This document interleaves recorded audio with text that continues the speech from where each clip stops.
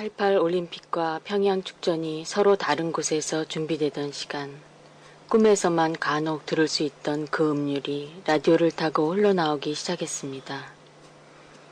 FM 방송 채널을 타고 깊은 밤 심야 음악 방송으로 들려오던 놓쳐진 그 음률들. 눈을 감고 듣거나 창밖으로 보이는 밤하늘을 보면서 꿈을 꾸었습니다. 10여 년이 흘러 그 교향악을 연주해주던 사람들을 서울에서 만났습니다. 난생 처음 음악회 표를 사서 그들을 만나려 달려갔습니다. 지휘자와 사회자는 너무도 감격스럽게 인사를 나누고 사람들은 몇 번이고 박수를 쳤습니다. 잊을 적 이혼의 공간이 인간 세상으로 들어온 듯 착각할 정도였습니다. 세월이 흘러 우연히 집안에 작은 악기 하나가 생겼습니다. 조심스레 그것을 입에다 가져다 대어 보았습니다. 불기보다는 부는 신용을 한번 해보려던 참이었습니다. 헌데 소리가 들렸습니다. 20여 년 전 FM을 통해 듣던 그 제목도 알 수 없던 교향악이. 깜짝 놀라서 악기를 입에서 떼었습니다. 음률은 손에 쥐어진 악기 안에서 들리는 듯 했습니다. 악기를 귀에 가져갔습니다. 그리고 포근한 관의 표피를 통해 흐르는 그 음률에 살포시 눈을 감았습니다. 얼마가 지난 후에야 그 악기 속엔 그날 서초동에서 저 멀리 보았던 그 악기 주자의 마음이 그리움으로 떠다닌다는 것을 알았습니다. 그날의 만남이 그리워질 때면 불 줄도 모르는 그 악기를 꺼냅니다. 그리고 조심스레 귀에 가져다 댑니다. 그의 아름다운 연주가 어김없이 관을 타고 전해져 옵니다.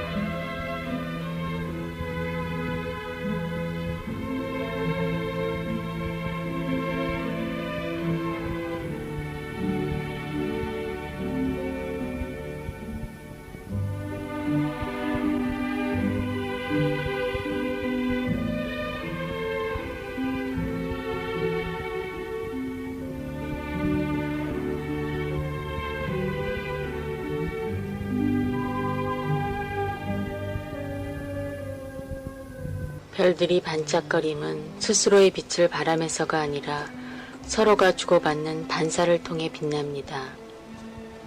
60개 밤하늘에 눈사라기처럼 가득 뿌려진 별빛을 800개를 하고 누워서 바라보다가 그들이 나누는 그 빛이 서로의 다른 별에서 오고 가는 것임을 발견케 되었습니다. 모두들 잠든 이 시간에도 그리운 생명들끼리 굴절각과 반사각을 이용해서 서로 빛으로 편지를 나누고 있어서 이 밤하늘이 이렇게 반짝거림을. 거울을 들고 나가 목동자리 알파별 중 1등성인 아르크투루스에서 오는 빛을 받았습니다. 빛은 마치 모르스 부어처럼 오다가 다시 상형 문자처럼 한글 닷소리 글자를 새겨주기도 합니다. 몇 년이 지난 후에야 나는 별빛을 통해서 전해오는 편지를 읽을 수 있었습니다. 보고 싶어. 너무 슬퍼하지 마. 행복하지? 높새 바람이 따스해. 등등. 그리고 1년이 더 지난 후 나도 글씨를 적어서 그들에게 띄워줄 수 있었습니다. 뒤지에 올랐어. 샘질이 예뻐서. 같은 그쪽 말도 익숙해지고.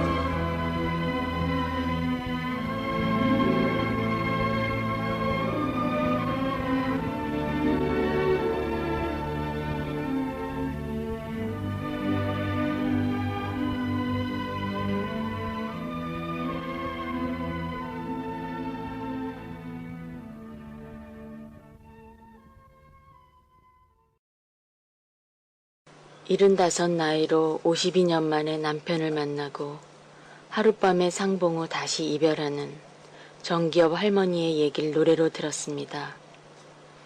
그분은 2번 다시는 못 볼 거라고 체념하면서 살았다는데 그 노래를 들으면서 결혼 1년도 채 못 돼서 헤어진 그날부터 매일매일 남편을 기다리며 옷을 다려놓고 늦게라도 올지 모를 그들을 기다리며 따뜻한 밥 한 그릇 고이 담아서 아랫목에 식지 않게 묻어두고 살아온 또 한 분의 아름다운 사람이 생각났습니다. 헤어진 바로 그날부터 바로 내일의 만남을 준비하며 55년을 하루같이 행복한 아내의 모습.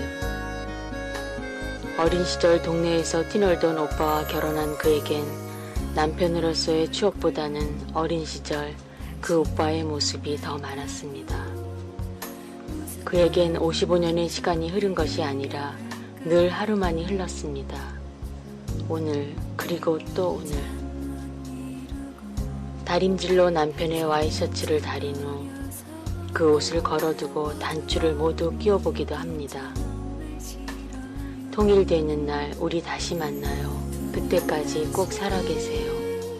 사랑해요. 부디 건강하세요. 살아있다는 게 어떤 것일까요? 만난다는 것은 또 어떤 것일까요? 이미 그는 오늘도 어제처럼 만나고 있는데 그 만남의 아름다움이 부러웠습니다.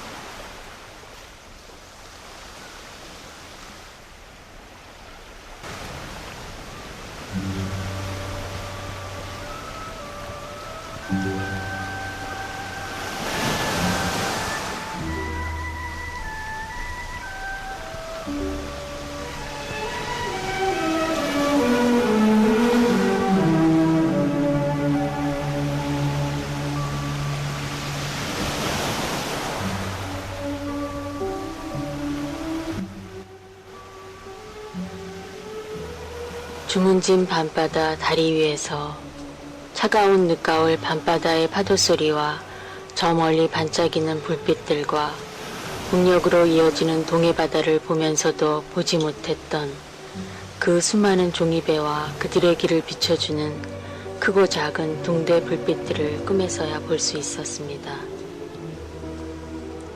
어느 택시 운전기사의 눈에 보여 침몰시킬 수 있었다는 잠수정이 출몰된 정동진에서 안인으로 가는 길에 보았던 그 햇빛 찬란한 동해바다에서도 보지 못했던 그곳에 이렇게도 많은 종이배가 꽃과 편지와 선물을 싣고 55년 동안을 오고 가고 있었다는 것을 상상조차 못하고 있었다니. 무건의 수행자들은 하얀 사각종이와 예쁜색 종이를 발견하면 그 종이를 한 장으로 혹은 여러 장을 폭에 붙여서 크고 작은 사각지를 만들고 그 종이를 접고 접어서 종이배를 만듭니다. 그리고 그 배 안에다 꽃이랑 편지랑 사진이랑 전하고 싶은 얘기를 사랑을 담아서 게을러 강으로 바다로 나와 주소를 적어서 배를 띄우고 있었습니다. 금강산 유람선이 뜨기 오래전부터 아니 경비정과 군함, 새우잡이 배와 어선들 혹은 팀 스피리트 훈련의 항공모함 사이로도 잔망경을 삐죽 내민 잠수정 곁으로도 종이배들은 여행하고 있었습니다. 그리고 그들이 가는 길의 별빛과 등대, 그들이 공존하는 이중 공간의 바다엔 수많은 등대가 정성과 사랑으로 그들을 배웅하고 맞이하며 바닷길을 비춰주고 있습니다. 누가 제일 먼저 그렇게 가르쳐 주었는지는 알 수 없지만 어린 시절 학교에 들어가면 미술 시간에 왜 제일 먼저 종이배 접는 법을 배워주는지 그 이유를 알게 되었습니다.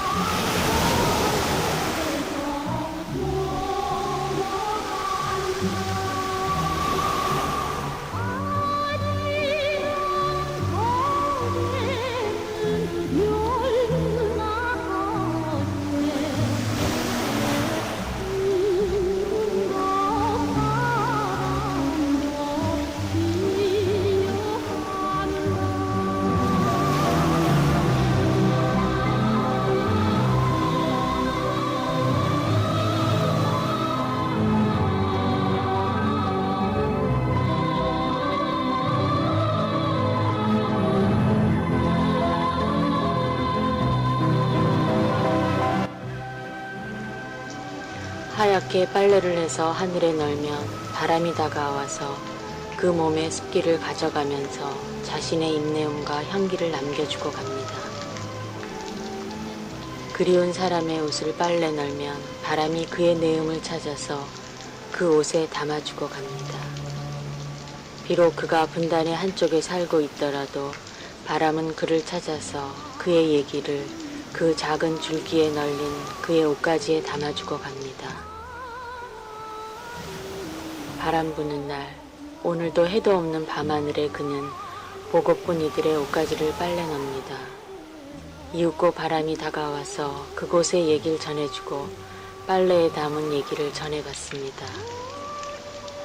바람에 나부끼는 하얀 빨래들의 움직임, 그 속에 떠나온 곳, 지금은 가지 못하는 곳에 서로 나뉘어 살고 있는 사람들의 고운 밀서가 있습니다.